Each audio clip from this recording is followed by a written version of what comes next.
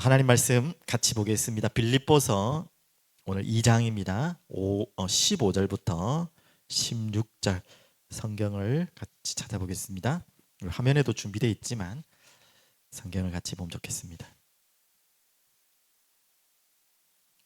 예, 다 찾으셨죠? 우리 15절, 16절 오늘 두 절만 같이 읽겠습니다. 이는 너희가 흠이 없고 순전하여 어그러지고 거스르는 세대 가운데서 하나님의 흠없는 자녀로 세상에서 그들 가운데 빛돌로 나타내며 생명의 말씀을 밝혀 나의 다름질이 헛되지 아니하고 수고도 헛되지 아니하므로 그리스도의 날에 내가 자랑할 것이 있게 하려 함이라. 아멘. 오늘 말씀 제목은 생명의 말씀을 밝혀라는 오늘 읽었던 본문 안에 있는 제목입니다. 제일 먼저 여러분 아주 우스운 질문인데 뻔한 질문인데 의미가 있어서 선택을 해보십시오. 여기 계신 분들은 제가 뻔히 아는데 혹여 여러분 주변에 한번 물어보시면 좋을 것 같아요. 또 혹시 영상을 보시는 분 중에 한번 선택을 해보시면 좋겠습니다. 물, 예, 먹는 물입니다. 물. 그리고 그냥 음식을 그냥 하나의 상징적으로 떡 이렇게 할게요. 물과 떡. 우리가 물과 떡이 필요하죠. 그리고 휴지. 예, 뭔가 조금 좀 갑자기 안 맞는 이야기 같은데, 자, 이 세 가지가 있습니다. 이것과 선택입니다. 자, 우리 여자분들 잘 선택하십시오. 명품백. 제가 가격은 잘 모르지만 하여튼 최고가의 명품백. 남자들도 명품 시계 최고가의. 자, 어느 것을 선택하겠습니까? 빨리 선택하십시오. 자, 마음속으로 벌써 마음속으로 하니까 다 말씀해 버리시니까 좀 민망한데, 자, 당연히 명품백, 명품 시계 하겠죠. 그런데 제가 한 가지 더 전제 조건을 말해 볼게요. 전쟁터라면 뭘 선택하겠습니까?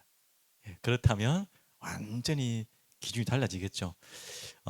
방금 말했던 명품백, 명품 시계는 사치품으로 들어갑니다. 나쁘다는 의미를 꼭 이야기한 게 아니고 있어도 되고 없어도 되는 거죠. 근데 방금 말했던 물, 떡, 특히 저도 잘 몰랐는데 전쟁 나면 제일 먼저 팔리는 게 휴지라고 그러더라고요. 참, 휴지가 중요하구나. 옛날에 코로나 때도 그랬습니까? 하여튼 문제 일어날 때마다 휴지가 제일 먼저 그만큼 필요한 거죠. 평상시 때는 거들떠보지도 않는데 휴지 진짜 휴지처럼 버리는데 이게 중요한 죽고 사는 문제가 올 때는 아무 필요 없어요. 뭐가요? 명품백, 명품 시계, 생필품. 그래서 사치품, 생필품 그러잖아요. 당연히 생활용품인데 저는 여기에다가 생명에 필요한 물품, 생필품. 그 뜻은 아닌 줄 알지만 정말 필요하죠, 맞죠? 다 하나만 더 이제 하겠습니다. 더 쉬운 선택일 수 있겠지만, 자, 여러분이 지금 번지 점프 해보셨습니까? 저는 절대 하고 싶지 않은데 그거 너무 좋아하시는 분이 있더라고요. 하여튼 어디 경관 좋은 데서 하면 더 좋겠죠. 또 번지 점프를 여러분이 한다고 가정을 하고 선택을 하십시오. 최고의 헬멧과 장비와 경관, 너무 아름다운 하여튼 우리나라 말고 하여튼 지구상의 가장 아름다운 높고 아름다운 곳에서, 자, 그곳과, 자, 좀 제가 억지입니다. 약간 그거 둘 중에 하나 선택하세요. 그걸 선택할 것인가, 아니면 그 번지 점프에 줄 안전고리를 선택할 것인가. 바보 같은 질문이죠. 예. 아무리 최고의 헬멧과 장비가 있고 최고의 아름다운 경관에 최고의 장소에 올라갔다 치라도 안전고리 하나 없어버리면요, 아무 소용이 없고요. 아무리 좋은 곳에 있다 거기서 뛰어내릴 바보가 있겠습니까? 야, 너무 좋은 곳에서 너무 아깝다. 아유, 그래도 안전고리 하나 조금 없다고 내가 여기까지 왔는데 안 뛰내리고 올 수 있겠냐. 아유, 내가 어떻게 온 여기 지금 여긴데 안전고리가 조금 불안하다고. 불안해도 안 뛰겠죠, 맞죠? 없으면 말할 것도 없고. 안전고리 하나 이거 없다고 내가 뛰어내리겠냐라고 하는 멍청이 있겠습니까? 바보는 없겠죠, 맞죠? 제가 왜 이런 말도 안 되는 이야기를 하고 있습니까? 세 번째 선택을 한번 해보십시오. 성경책. 여러분들이 아까 했겠지만, 그리고 이 책은 가정하는 책입니다. 이 책을 읽기만 하면 하여튼 주식이 대박 날 수 있는 책이에요. 주식 성공책. 자, 성경책. 주식은 될 수도 있고 안 될 수도 있겠지만 100% 100% 이 책만 읽으면 뭐 무조건 그냥 뭐 그냥 돈 번다 하는 책이 있다고 가정하면 여러분 무엇을 선택하겠습니까? 모든 대부분 사람들은 두 번째 거 선택하겠죠. 거의 하겠죠. 제가 왜 이런 어리석은 이야기를 합니까?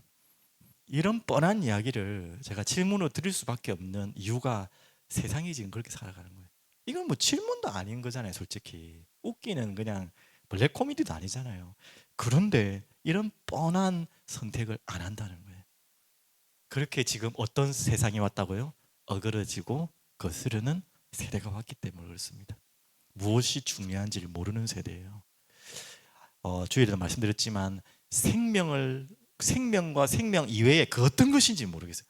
생명 이외에 이 세상에서 최고의 가치라고 하는 그것과 여러분 어떤 걸 선택합니까? 여러분은 어떤 걸 선택해야 됩니까? 라는 걸 물어볼 필요도 없잖아요.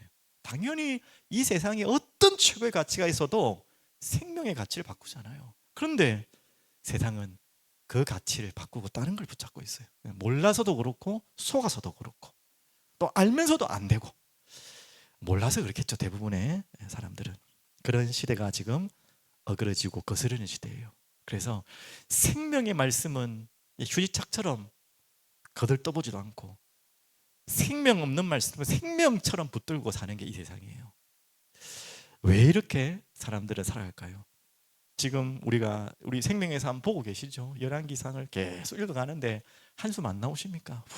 한숨 읽을 때마다 한숨이 푹 나오고 좀 언제쯤이나 좀 기분 좋은 말씀이 있을까? 이제 한 이틀 정도 나오면 좀 그나마 괜찮은 왕이 하나 나옵니다. 아사왕이 나오는데 그때까지는 한숨만 계속 나요. 야, 정말 뭐 그런데 그 모습 안에 우리가 있다는 게 좀 씁쓸하죠. 단순히 뭐 누구 왕 욕할 일이 아니고 그 모습 속에 우리의 모습이 다 있다는 게 또 그것을 우리에게 기록하시고 남기신 이유가 우리를 보라는 거잖아요. 누구 욕하라는 게 아니고. 참 안타깝죠. 자, 우리가 이런 왕들의 이야기를 봐서도 우리가 어그러지고 거스르는 세대라는 것을 너무나 봅니다. 과거의 열왕기의 역사를 보면서 그걸 보면서 저는 옛날 역사, 옛날 사람들, 옛날 왕들 왜 저럴까가 아니라 지금 오늘 모습 그대로구나를 보고 있거든요. 자, 그래서 어그러지고 거스르는 시대 가운데 왜 이렇게 됐을까요? 그 마음 속에 가장 깊은 곳에는 뭐가 있는지 아세요? 왜 그렇게 진짜 끈을 못 붙잡고 엉뚱한 걸 자꾸 붙들고 생명처럼 붙들는지 아십니까? 그 마음 깊은 곳에는 자주 설명하는 것이지만 두려움이 다 있어요. 두려움. 옆에 우상이라 적었지만 우상을 왜 만들까요, 사람들은? 왜 대도 안 하는 뭘 이런 걸 이상한 돌을 만들어 놓고 뭘 이렇게 비르고 왜 그럴까요? 좀 우습지 않습니까? 그게 뭐 숨도 쉬지 않는 그 뭐 아무 생명도 없는 돌에다가 깎아갖고 절하고 하는 이해가 안 되잖아요. 그 깊은 마음 속에는 뭐가 있냐? 두려움이 있어요. 믿지 않는 자를 욕할 게 아니고 그래도 뭐 여로보암, 로보암은 그래도 믿는 사람들이잖아요. 원래는 그때는. 그런데요. 지금 보십시오. 한번 열왕기상 12장을 한번 잠시 뭐 그제 본 말씀이지만 제가 다시 한번 돌려서 보면요. 여로보암 이야기인데요. 제가 한번 읽겠습니다. 열왕기상 12장 26절 27절. 지금 여로보암이 조금 배경 설명을 하면 북이스라엘의 왕으로 원래 왕이 돼야 될 그런 신분이 아닌데 왕으로 등극하게 됩니다. 10지파를 데리고 하나님이 하셨죠. 솔로몬을 심판하기 위한 그 나라를 심판하기 위한 하나의 방법으로 그렇게 하신 거죠. 그러면서 여로보암에게 뭐라고 했냐면 네가 왕이 하나님이 내가 너를 세웠다. 그리고 네가 정말 다윗과 같이 그 율법을 지키고 하나님 사랑하고 그 길로 가면 내가 너 지켜줄게. 제가 좀 쉽게 표현합니다. 그리고 너의 나라 내가 끝까지 지켜줄게. 하나님이 여로보암 왕을 세우면서 반드시 그렇게 하겠다고 약속의 말씀 주셨어요. 여로보암이 자기가 왕이 되면서 그 말씀을 가볍게 여기지 않았겠죠. 자기가 왕이 된 걸 아는데. 그런데도 이런 왕도 두려움에 잡혀서 우상을 만드는데요. 제가 한번 그 이야기를 읽으려고 합니다. 26절 보십시오. 27절. 그의 마음에 스스로 얘기를.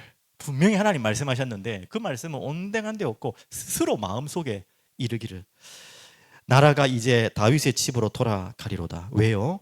만일 이 백성이 예루살렘에 있는 여호와의 성전을 제사를 드리고자 하여 지금 성전은 남유다에 있잖아요. 북이스라엘에 없어요.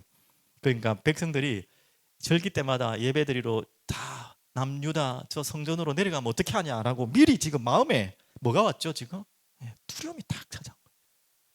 예, 그게 무서운 것입니다. 미리 걱정해. 하나님이 분명히 약속하셨는데 그 말씀은 온데간도 없고 그걸 다 잊어버리고 지금 상황만 불안하니까 두려우니까 미리 지금 내려가서 한 것도 아니고 내려가지도 않았는데 이렇게 두려워하고 있어요. 그러면서 여호와의 성전에 제사를 드리고자 하여 올라가면 이 백성의 마음이 유다 왕된 그들의 주 르호보암에게로 돌아가서 나를 죽이고, 참 상상도 많이 하죠. 나를, 그래서 올라가서 그걸로 끝난 게 아니라 내려가지고 나를 죽일 것이다. 유다 왕 여로보암에게로 돌아가리다. 참, 그런데 뭐 없을 법한 그 이야기는 아닌데, 있을 수 있는 이야기인데 이렇게요 미리 자기 마음에 스스로 잃어가지고 하나님 말씀은 싹 사라지고 두려움이 딱 잡혀가지고 지금 그래서 뭘 하죠? 28절 이에 계획하고 두 금송아지를 만들고 무리에게 말하기를 너희가 다시는 예루살렘에 올라갈 것이 없다. 이스라엘아, 이는 너희를 애굽 땅에서 인도하여 올린 너희의 신들이라 하고. 참, 하나님의 말씀을 받아놓고도 그 왕이 이렇게 자기의 두려움을 이기지 못하는 거예요. 말씀을 놓쳐버리면 누구든지 이렇게 될 수 있어요. 여러분과 저희가 그럴 수 있다는 거예요. 그리고 이 세대는 뭐 100% 지금 다 그렇게 끌려가고 있고요. 당연한 거 아닙니까? 그 두려움을 이길 수가 없어요. 그런데다가 또 어떤 세대입니까? 이 세대는요, 공함의 세대입니다. 네, 기쁨이 없는 거예요. 두려움이란 말은 반대로 말하면 하나님 주신 말씀 안에 있으면 평안한데 그게 없으니까 두렵죠. 그러니까 우상을 계속, 뭐 여로보암처럼 우리가 우상을 만들지 않겠지만 나름대로의 우상들을 계속 그 두려움을 메꾸기 위해서, 도망가기 위해서 자기들이 만들어 나오고 있어요. 누구나 다 하고 있어요 지금. 그런데다가 지금 공허하죠. 기쁨이 없어요. 참 기쁨이 없어요. 하물며 솔로몬이 여기에 걸려들었어요. 열왕기상 바로 앞에 있으니까 11장 1절에 3절, 어떻게 보면 여기서부터 이 나라의 멸망이 시작됐다고 해도 봐야겠죠. 11장 1절에서 3절에 보면 그렇게 은혜를 받고 지혜의 왕으로 잘 나가던 솔로몬이 11장 1절 솔로몬 왕이 바로의 딸 외에 이방의 많은 여인을 사랑하였으니 곧 모압과 암몬과 에돔과 시돈과 헷 여인이라. 여호와께서 일찍이 이 여러 백성에 대하여 이스라엘 자손에게 말씀하시기를 너희는 그들과 통혼하지 말며, 분명히 말씀하셨거든요. 모르고 한 거 아니에요. 통혼하지 말며 그들도 너희와 서로 통혼하지 하게 하지 말며 그들이 반드시 너희의 마음을 돌려, 이미 하나님 다 아세요. 그것으로 통혼 자체가 잘못된 것도 있지만 그 이후에 이런 일이 생길 것이다. 마음이 돌려, 너희 마음 돌아갈 거라는 거예요. 그래서 그 어디까지 돌아간다고요? 그들의 신들을 따르게 하리라 하였으나 솔로몬이 하나님을 사랑하였더라 이래야 되는데 여전히 하나님을 사랑하였더라 되는데 그들을 사랑하였더라. 참 표현이 참 너무 좋은 표현이라서 우리가 자칫 잘못하면 오해할 수 있는데 이게 아닙니다. 이게 바로 음란이에요. 음란. 그래서 1000명의 여자를 품었는데 어떻게 그 여인들 다 사랑할 수 있습니까? 사랑과 정욕의 차이는 뭔지 아세요? 나의 기쁨을 위해서 무엇을 쏟는 것을 가지고 정욕이라고 합니다. 하지만 그 사랑하는 대상을 위해서 나의 기쁨을 드리는 것은 또 다른 것이죠. 맞죠? 하여튼 절대 표현이 사랑이지만 사랑이, 이건 진짜 사랑이 아니죠. 음란과 정욕이죠. 왜 그럴까요? 뭔지 모를 공허함과 기쁨이 없어요. 만족할 수 없는 기쁨이 없어요. 그것 때문에 또 다른 만족을 찾기 위해서 이 땅에 많은 사람들이, 아니 하나님을 믿지 않는 모든 사람들이 그 기쁨을 찾아 헤매고 있습니다. 잠시 지나갈 기쁨을. 하물며 믿는 자들도, 이 솔로몬도 이렇게 넘어졌습니다. 이것이 이 솔로몬의 멸망뿐만 아니라 그 나라, 그 미래 후대까지 멸망하는 시작이 되었죠. 또한 지금 어떤 시대를 살고 있습니까? 바로 교만의 시대. 한마디로 자기가 왕이다, 내가 왕이다, 내가 순이 되려고 했던. 지금 이 열왕기서를 읽으면서 우리가 반드시 찾아야 될 교훈은 뭐죠? 아, 좋은 왕이 서니까 그래도 나라가 잘 살고 좀 나쁜 왕이 서니까 힘들다라는 교훈도 얻을 수 있지만 그것보다 더 큰 중요한 교훈은 정말 우리의 왕은 누구이신가? 다윗이 좋은 왕이라서 그 나라의 백성들이 행복했던 것이 아닙니다. 다윗은 누구였죠? 자기가 왕의 자리에 있을 때 자기가 왕이라고 생각하지 않았어요. 여호와 하나님이 왕이셨어요. 그런 왕이 있으면 괜찮은 거예요. 한마디로 뭐죠? 다윗 왕조차도 정말 하나님이 기다리시는 사람은 그겁니다. 내가 왕이 되는 게 아니에요. 전능하신 여호와 하나님이, 창조주 하나님이 왕이 되실, 그것을 기다린 것입니다. 네, 모든 사람은 자기 왕도 아니면서 다 왕처럼 왕이 되려고 하고 왕이 되지 못해서 힘들어하는 그런 시대. 그래서 왜 이럴까요? 왜 이런 마음들이 모든 사람들에게 다 찾아왔을까요? 자존감을 잃어버리는 시대가 온 거죠. 세상에는 자존감, 예. 자존심 말고 좋은 의미로 자존감. 그 말은 정체성을 놓쳐버린 시대죠. 내가 누구인지를 몰라요. 그냥 겸손의 표현으로 자기 비하. 우리가 겸손 이야기하면 세상에는 막 자기를 막 쫄스럽게 그런 사람을 막 겸손하다고 하는데 그게 진정한 겸손이 아닙니다. 그건 자기 비하고요. 진정으로 자기 정체성을 찾고 자존감을 가진 자가 진정한 겸손을 할 수 있는 것입니다. 그거 없는 자들이 반대로 자꾸 뭔가를, 이 부족함을 겉으로 표현하는 거죠.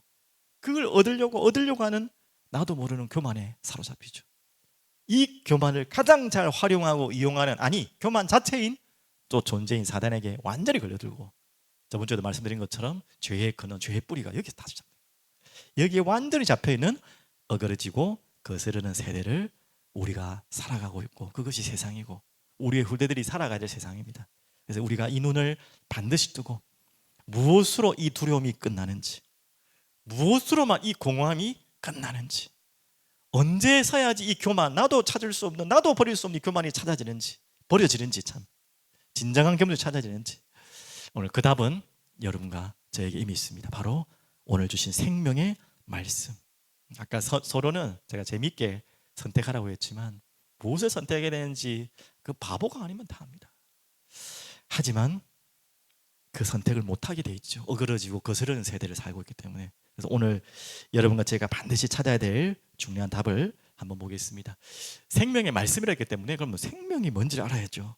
이 생명의 말씀 안에 하나님 우리에게 주신 것이, 주시려고 하는 것, 또 주신 것이 생명이기 때문에, 이 생명은 예수님이 말씀하셨어요. 내가 곧 생명이다. 길이요 진리요 생명이다. 도대체 또 예수님은 또 말씀하셨죠. 내가 생명의 떡이다. 예수님 자신이 생명이라고 하셨어요. 그럼 오늘 거기에 대해서 한번 보겠습니다. 빌립보서 2장, 오늘 읽고 있는 본문 위에 있죠. 13절. 빌립보서 2장 13절 한번 다 같이 한번 읽어보겠습니다. 너희 안에서 행하시는 이는 하나님이시니 자기의 기쁘신 뜻을 위하여 너희에게 소원을 두고 행하게 하시나니. 바로 하나님께서 우리에게 이 구원, 이 생명의 소원을 두시고 그분께서 시작하시고, 우리 빌립보서 이미 1장 6절에 읽었던 것처럼 착한 일을 시작하신 이가 그리스도 예수의 날까지 이루실 줄 아신다고 하신 바로 그 생명을 말하는 것입니다. 다른 말이 아니죠. 물고기의 물은요, 삶의 터전도 맞지만 그것으로는 부족한 표현이에요. 물고기의 물은 뭐죠? 생명입니다. 살기 위한 곳이 아니고요, 그것이 없으면 안 되는 거예요. 물고기가 물에도 살 수 있고 물 밖에도 살 수 있다면 꼭 생명이라고 하면 표현할 수 없겠죠. 살기 좋은 곳이죠. 하지만 물고기에게 물은 생명입니다. 우리에게는 하나님이 필요한 분이 아니고요, 있으면 좋은 분이 아니고 의지되는 분이 아니라 없으면 안 되는 생명이십니다. 그래서 우리는 하나님이 없으면 안 돼요. 하나님을 떠나는 것 자체가 생명 아닌 사망이에요. 그래서 하나님께로 가는 길이 뭐라고요? 바로 생명이에요. 그래서 그 길이 누구라고요? 예수. 그래서 예수가 생명이라고 말하는 것입니다. 여러분 정말 맞습니까? 예수 외에는 생명이 없습니다. 예수 외에는 하나님께로 간 길이 없어요. 하나님께로 가야지, 하나님과 함께 해야지만 살 수 있는 게 우리 인간이에요. 절대 우리 인간은 하나님 없이 살 수 없는 존재예요. 살 수 있는 것처럼 착각하지 마십시오. 여러분 몰라서 그래요. 그래서 그 하나님께로 가는 것이 바로 구원입니다. 바로 이 이야기예요. 빌립보서 2장 13절. 그 일을 누가 시작하셨다고요? 하나님이 시작하셨대요. 하나님께서 우리에게 소원을 두고 은혜를 주셔서 시작하시고 이루어 가시는 것이 바로 구원입니다. 그래서 이미 읽었지만 어떻게 우리를 하나님께로 가게 하시고 우리에게 시작하셔서 우리를 그쪽으로 이끌고 계십니까? 바로 빌립보서 2장 6절 8절, 바로 위에 중요한 구절, 너무나 중요한 구절이죠. 같이 한번 볼게요. 그는 근본 하나님의 본체시나 하나님과 동등됨을 취할 것으로 여기지 아니하시고 오히려 자기를 비워 종의 형체를 가지사 사람들에게 같이 되셨고 사람의 모양으로 나타나사 자기를 낮추시고 죽기까지 복종하셨으니 곧 십자가에 죽으심이라. 자, 그는이라고 표현했기 때문에 누구라고는 안 나와 있죠. 여러분 다 아시는 그분이 누굽니까? 방금 생명이라고 말했던 그분이 바로 그는 누구입니까? 예수이십니다. 우리를 하나님 떠난 사망에서 우리를 구원하기 위해서 살리시기 위해서 그가 어떻게 해요? 이 땅으로 오셨고 방금 읽은 말씀처럼 종의 형체를 가지고 사람으로 오셨고 죽기까지 복종하셔서 십자가에 죽으셨어요. 왜 그렇죠? 우리를 하나님께로 가게 하시기 위해서, 하나님과 하나 되게 하기 위해서. 그런데 왜 그러면 하나님과 하나 되지 못합니까? 그 문제가 바로 죄 문제예요. 아까 전에 설명했죠. 어그러지고 거스러지는 세대, 한마디로 말하면 뭐예요? 죄악에 오염된 세대, 죄로 물든 세대, 죄로 덮인 세대, 죄로 빠져나올 수 없는 세대를 살아가는 것이 우리입니다. 그 가운데서 우리가 나올 수 없기 때문에 이 죄를 해결하기 위해서 하나님의 아들이 오셨고 우리 죄를 짊어지시고 담당하시고 십자가에 피 흘려 죽으셨어요. 그래야지만 우리의 죄가 끝나는 거예요. 우리의 죄가 용서받는 거예요. 그래서 우리 죄를 대신 해결해 주신 것입니다. 그래서 나를 대신해서 죽어주신 거예요. 우리가 다 죽어야 되기 때문에 이 죄의 문제가 해결되는 순간에 동시에 이 사단의 권세는 같이 무너지는 것입니다. 그래서 이제는 이 생명은 어디까지 연결되느냐? 이제 빌립보서 3장 20절 21절 바로 뒤에 있는 두 구절 같이 보겠어요. 그러나 우리의 시민권은 하늘에 있는지라. 이 하늘은 아시죠? 눈에 보이는 하늘이 아니고 천국, 하나님의 나라 말합니다. 거기로부터 구원하는 자 곧 주 예수 그리스도를 기다리노니. 이제 이 천국 복음이 증거된 이후에 다시 오시겠죠. 이젠 정말 구원이 완전히 이루어지고 완성되어지는 그때를 기다리고 21절 그는 만물을 자기에게 복종하게 하실 수 있는 자의 역사로 우리의 낮은 몸을 자기 영광의 몸의 형체와 같이 변하게 하시리라. 이제 하나님의 나라의 백성으로 부활의 몸으로 그분이 십자가에 죽으신 것으로 끝난 것이 아니라 살아나셨어요. 우리의 죄를 완전히 끝내시고 승리하셨어요. 우리 또한 그분을 믿을 때에 이 부활의 예수님이 부활의 몸과 같이 우리 또한 살리셔서 결국 무엇 때문에요? 죽지 않을 몸이 문제가 아니라 하나님 나라로 가기 위해서, 하나님 나라의 백성으로 살기 위해서 우리는 부활해야 되는 것입니다. 그걸 먼저 예수님이 보이셨죠. 바로 이 모든 것을 한마디로 뭐라고요? 생명. 맞죠? 하나님이 시작하시고 하나님이 우리의 모든 죄를 해결하시고 하나님 나라까지 인도하실 그 모든 길, 그게 바로 생명의 길. 오늘 이 생명의 말씀을 여러분 받고 그 길을 걸어가는 여러분은 최고 축복받은 사람이에요. 그러면 이 생명을 가진 자의 이제는 두 번째죠. 삶입니다. 이 생명을 가졌다면 생명과 삶은 분리될 수 없어요. 살아있는데 삶을 살아가는 거잖아요. 생명과 삶은 분리되는 게 아닙니다. 오늘 생명 가진 자에게는 반드시 따라오는 것이 생명 가진 자의 삶이에요. 그게 이제 빌립보서 2장 12절입니다. 이렇게 우리에게 생명을 허락하시고 은혜로 주신 그 생명을 받은 우리는요 어떻게 살아야 되느냐? 빌립보서 2장 12절 다 함께 읽겠습니다. 그러므로 나의 사랑하는 자들아, 여러분과 저입니다. 너희가 나 있을 때뿐 아니라 더욱 지금 나 없을 때에도 항상 복종하여 두렵고 떨림으로 너희 구원을 이루라. 아멘이시죠? 제가 일부러 거꾸로 읽었어요. 이 구절을 읽으면 또 오해하니까. 구원을 이루라는 말씀이 뭔지 알죠? 두렵고 떨림으로 이 받은 하나님의 구원의 은혜, 이 생명의 은혜, 그것을 가지고 삶을 살아가라는 것입니다. 그렇게 사는 것이 당연하다는 거예요. 그렇게 살아야지 구원받는다는 말이 아니라 이미 구원을 이루시고 하나님의 그 소원, 그 기쁘신 뜻을 우리 손에 두시고 행하신 그분께서 이뤄 가실 것인데 우리가 그거를 안이하게 생각하는 것이 아니라 두렵고 떨림으로 감사하고 감격하는 마음으로 우리가 이 삶을 살아가라는 말이죠. 그러면서 15절 같은 의미죠. 2장 15절 같이 읽겠습니다. 이는 너희가 흠이 없고 순전하여 어그러지고 거스르는 세대 가운데 우리가 살고 있기 때문에 우리는 언제든지 넘어질 수 있다는 거예요. 그래서 하나님의 흠없는 자녀로 세상에서 그들 가운데 빛들로 나타내며 그랬죠. 이렇게 두렵고 떨림으로.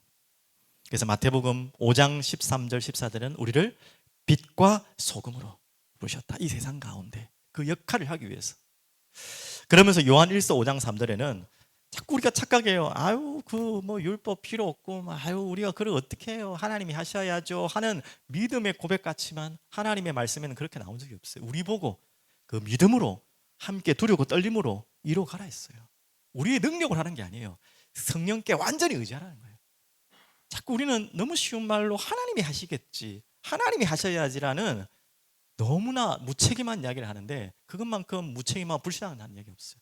우리에게 하나님은 계속 말씀하세요. 우리에게 주신 그 은혜가 있기 때문에, 너희에게 손을 두신 하나님이 있기 때문에 너도 그 손을 가지고 살아라는 거예요. 그래서 두렵고 떨림으로 구원을 이루어가라는 거죠. 그러면서 이제 요한일서 5장 3절 이야기하려는 건데요, 하나님을 사랑하는 것은 이것이다 그랬어요. 우리가 그의 계명들을 지키는 것이다.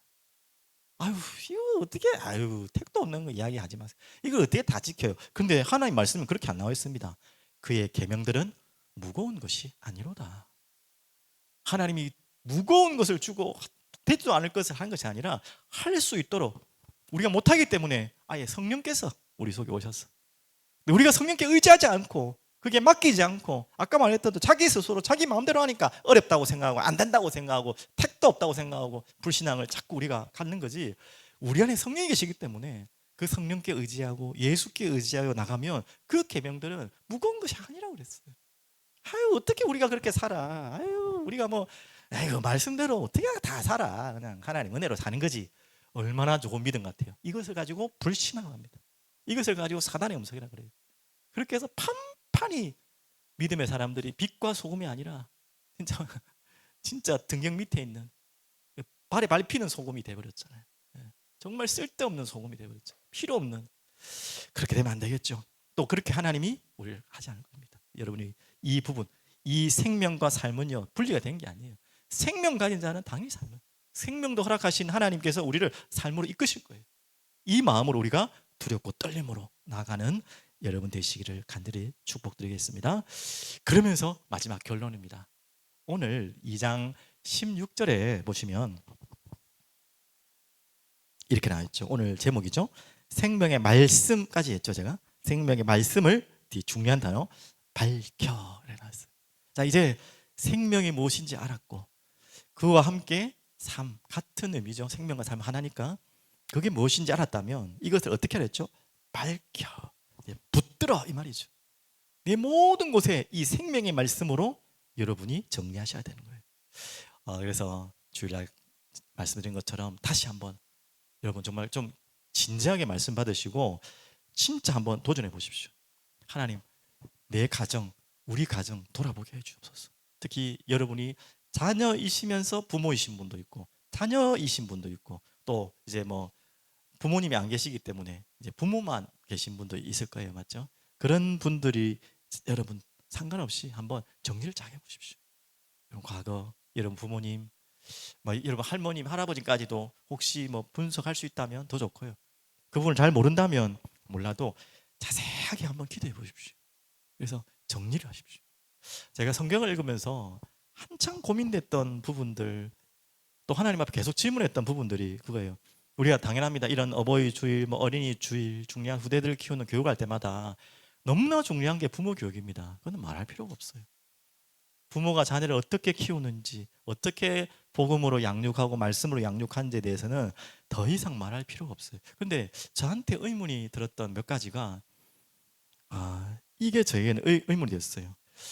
특히 어떤 부분이 의문이 되었냐면 사무엘의 자녀 왜 그랬을까? 사무엘은 한나라는 참 좋은 어머니를 만나서, 기도의 어머니를 만나서 우리가 항상 메시지 때문에 하잖아요. 저런 어머니의 기도, 믿음의 어머니를 통해서 사무엘과 같은 참 귀한 선지자, 제사장이 일어났다라고 우리는 배우고 또 그렇게 가르치는데, 그 이후에 제가 딱 막히는 게 사무엘의 자녀가 다 무너졌거든요. 예, 요엘과 아비야 완전히 무너졌어요. 그래서 어떻게 보면 그것 때문에 이스라엘 백성들이 더 왕을 세워달라 했던 동기가 되기도 했습니다. 그들이 이제 이어가야 되는데 완전히 뭐 범죄하고 있고 이러니까 도저히 안 되겠다. 그래서 우리도 다른 나라처럼 왕을 세워달라 했던 계기가 된 사건이거든요. 저는 이게 좀 해석이 안 됐어요. 사무엘 같은 정말 이 대단한 분이 왜 자녀가 이렇게 됐을까? 뭐 엘리의 자녀는 이해돼요. 홈리, 비느하스.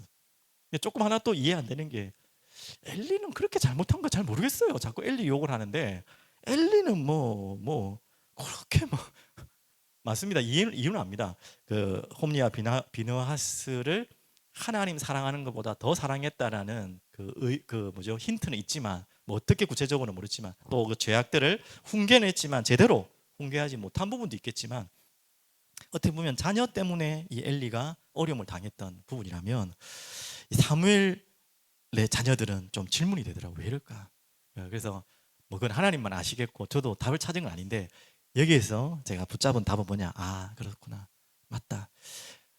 말씀드린 것처럼 좋은 부모, 믿음의 부모 안에서 자라는 자녀는 당연히 훨씬 확률이 뭐 잘 자랄 수 있는 확률이 높아요. 그거는 말할 필요도 없고 우리는 그렇게 부모로 세워져야 되고 자녀를 길러야 됩니다. 거기에 대해서는 더 이상 할 말이 없는데 그렇지 않은 경우도 있다는 거죠. 그 말은 모든 것이 부모의 책임만은 아니라는 것을 말씀드리는 겁니다. 자기 자신에게도 반드시 책임이 있다는 거예요. 그래서 혹시나 여러분들에게도 마찬가지입니다. 아무리 믿음의 부모, 좋은 부모를 가졌더라도 여러분들이 무너질 수 있다는 거예요. 또 반대로 말하면 여러분의 부모가 아무리 믿음도 없고 너무나 나를 어렵게 하고 힘들게 하고 뭐 아무 도움도 안 되고 도움은커녕 없었으면 하는 부모라고 생각하는 자녀도 혹시나 마음속에 믿음이 있지만 그런 분도 있을 거예요. 그것 또한 우리는 그것이 중요하지 않다. 그것이 내 모든 것을 결정하지 않는다는 거예요. 결국 여러분들이 오늘 여러분 전하는 말씀은 그겁니다. 정리하라는 거예요. 정리. 여러분 믿음의 부모로 참 좋은 부모를 만났다면 더 좋고요. 그래도 우리가 정리를 해야 되겠고요. 반대로 우리 부모님은 도저히 나에게 내 인생에 도움이 된 거 하나도 없는 것 같아 하는 분들도 그것에 상처받고 그걸 원망하고 아니면 그냥 무시하고 없는 셈 치고 막 잊어버리고 그것 또한도 중요한 것은 아니에요. 그 속에서 마음은 아프겠지만 철저하게 하나님 메시지를 찾으십시오. 좋은 부모를 만났다고 하더라도 정리되지 않으면 그 부모께 내게 안 돼요. 부모에게 주신 은혜가 내게 안 된다니까. 나와 하나님과 일대 관계지. 저는 그렇게 봐요. 이 사무엘의 자녀들이 그렇게 좋은 부모를 아버지를 만났지만 아버지가 왜 저렇게 은혜를 받고 하는지를 몰랐던 것 같아요. 사무엘의 책임도 있겠지만 그게 자기에게 정리가 안 된 거예요. 왜 하나님이 사무엘 아버지를 저렇게 사용하시는지를 전혀 몰랐던 거예요. 그냥 그 자리만 받고. 그래서 여러분들이 좋은 부모를 만났던 또 나쁜 부모, 이 표현이 참 그렇지만요, 상관없이 여러분 자녀로 있다면 여러분 반드시 정리하는 시간 가집시오. 여러분이 정리 안 되면 또 다음 세대에게 정리가 안 돼요. 이래 정리를 하라는 말은 뭐 이렇게 막 칼같이 정리하는 말이 아니라 메시지로 정말로 내가 부모님의 닮고 싶지 않는 부분이 있다면 그것은 완전히 하나님 앞에 결단 내리고 그 모습 닮아가지 않도록. 그게 안 되면 나도 싫지만 밉지만 똑같이 그 모습으로 가요. 맞죠? 그리고 우리의 좋은 부분까지도 닮아야 되는데 그 부분이 정리 안 되면 내게 안 된다. 그 축복이 무슨 말인지 알겠죠? 여러분이 이 부분을 가지고 가정을 두고 또 기도하고 정리하는 그런 시간 되면 좋겠습니다. 지금은 누구도 반대할 수 없는 가정이 무너지는 시대고 이미 무너진 시대입니다. 무너진 세대가 왔어요. 그 가운데서 이 답을 가지고 새로 시작하시고 또 조금 화제를 좀 전환해서요. 지금 가정이 무너지는 시대이기 때문에 나의 자녀뿐만 아니라 버려진 자녀들이 너무 많아요. 버려진 자녀들이 너무 많아요. 그래서 지금도 제가 어떻게 이 부분을 인도받아야 될지를 계속 기도하고 있는데 참 표현 자체가 너무 안타까운데 버림받은 자녀들 보통 고아라고 그러기도 하잖아요. 뭐 어떤 사정인지 모르겠지만 지금 우리 양산에도 애양원이 있습니다. 그 아이들도 있고요. 또 해외에 또 버려진 아이들이 많습니다. 정말 환경 때문에 전쟁 때문에 뭐 어려움 때문에 버려진 아이들도 많고요. 또 참 제일 안타까운 아이들은 장애를 가져가지고 버림받은 아이들도 있더라고요. 참 너무 안타까워요. 부모가 계시지만 장애 아이를 키우기 힘들어서 버린 부모님들도 굉장히 많습니다. 그래서 이 아이만큼 또 말로 표현할 수만 없을 만큼 힘들죠. 뭐 왜인지 모르겠지만 오늘 이제 새롭게 하소서 제일 최근 편을 보니까 사모님 같은데 약간 좀 보지는 못했어요. 영상을 까마잡잡한 조그만 아이를 입양을 2명을 했더라고요. 보니까 이 썩긴 아이인지 흑인 아이인지 잘 모르겠는데 이 아이가 이제 믿음으로 자라고 있는데 막 거기 나와가지고 하나님 말씀을 암송하고 막 찬양하는 모습들이 잠시 이렇게 지나가는 걸 봤는데 너무 이쁘더라고요. 예, 자기 아이도 아닌데 우리가 뭐 그렇게까지는 우리가 은혜로 뭐 하나님 할 수 있겠지만 하여튼 여러분 급원부까지도 꼭 내 자녀를 키우는 것만이 자녀가 아니고요. 정말 이 땅에 버려져 있는 많은 부모가 없는 자녀들 누가 챙기고 누가 보겠습니까? 맞죠? 근데 참 감사하게 이런 일들을 기독교 안에서 많이 하더라고요. 특히 연예인들이 참 그런 아름다운 모습들을 하고 있더라고요. 뭐 남들한테 보이려고 하진 않겠죠. 그 정도를 가지고 정말 하나님의 사랑으로 그런 아이들도 생각하시고 정말 진짜 뭐 자녀처럼 데리고 살기까지 부담스러우면 그러니까 가족 관계라도 맺고 이렇게 할 수 있도록 이런 여러 가지 루트들이 많은데요. 이런 부분들도 우리가 이 가정이 무너지는 시대에 우리가 감당해야 될 작은 부분이 아니겠나 그런 마음도 주셨습니다. 이 전체를 가지고 정말 중요한 메시지를 찾으시고 정리하시는 여러분 되시길 바라겠습니다. 제가 기도하겠습니다. 살아계신 주님 감사합니다. 찬양을 드립니다. 오늘 또 가정의 달, 또 5월 가운데 어버이 주일입니다. 또 어린이 주일이고 어버이날입니다. 주님 이 가정을 돌아보며 하나님께서 가장 원하시는 소원이 무엇인지 보게 하시고 어떻게 우리의 후대를 양육하며 또 어떻게 우리의 가정에 하나님 주신 메시지를 정리할지 기도와 질문 앞에 저희들이 서 있습니다. 말씀하여 주시고 또 깊은 기도 속에 말씀 허락하시고 우리 그 메시지를 정확하게 정리하게 하셔서 우리의 다음 세대 후대들에게 정확한 하나님의 생명의 말씀을 전달할 수 있도록 가정의 메시지를 전달할 수 있도록 인도하여 주시옵소서. 특별히 버림받은 세상의 아이들을 돌보게 하시고 돌아보게 하시고 그들을 하나님의 사랑으로 품을 수 있는 기도의 마음을 저희들에게 허락하여 주시옵소서. 감사드리며 살아계신 예수 그리스도 이름으로 기도합니다.